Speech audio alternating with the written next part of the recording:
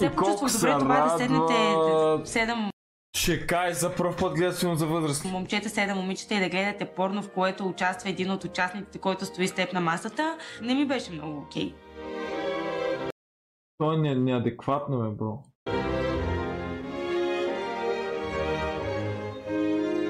Колко му сра, колко ще щастливи, вижки, за пръв път гледат.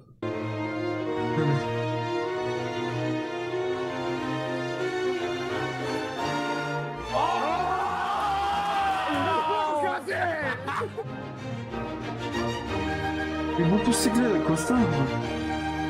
Как може толкова щастливи от такова нещо? Пасте, те ако бяха тръгнали да си бият месата и да си бъркат в минджакисите, пак нямаше да са толкова щастливи. Какво стана,